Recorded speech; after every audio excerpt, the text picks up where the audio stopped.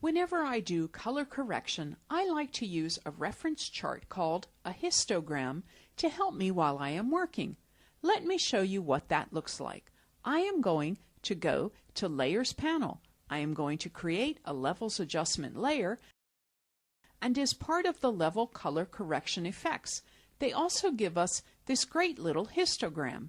Let's read out about what's going on with the brightness in midtones and shadows in our image, and here is the way that this works. And trust me, this little complicated, but once you master what this histogram is telling you, it will be a much better image editor because of it.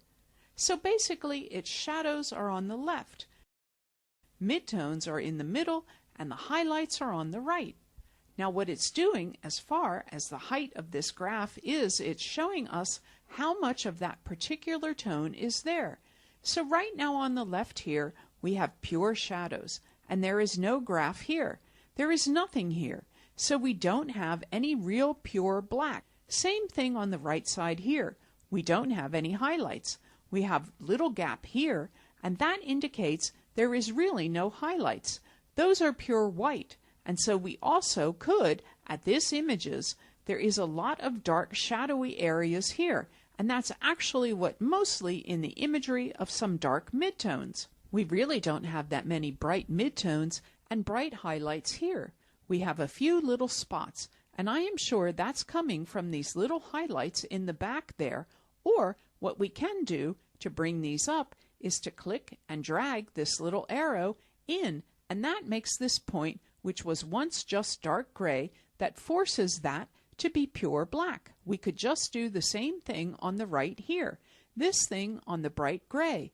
We can drag this triangle in, and that makes that bright gray here turn into pure white. Now if we were to keep going here, what's this little highlights? What's this little circle in backgrounds as I do this? As I drag to the left, all this just kind of become pure white, because what you are doing here, it will take all these highlights and we are crushing them all to white, and that's just kind of flatten this image. It loses all the details. So in most cases, you don't want to do that. So that's why we stopped, typically right when the whites start right here. And the same thing with the shadow areas. We have a little bit of background shadow detail here. But if we were to keep pushing this, overall, the image looks pretty cool, but that we have lost a lot of detail in the shadow. So typically, I don't like to do that.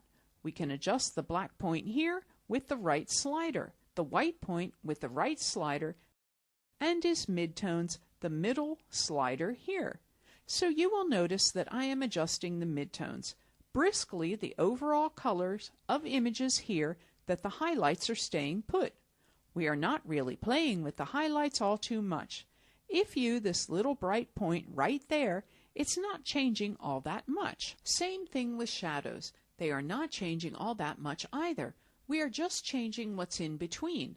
That's a really powerful way to edit an image.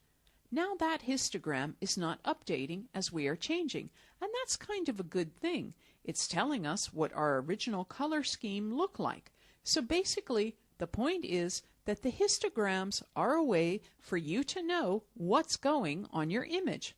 You might look at this and say it's a great balance of highlights and shadows, but the histogram might tell us a different story, really tells the truth about what's going on.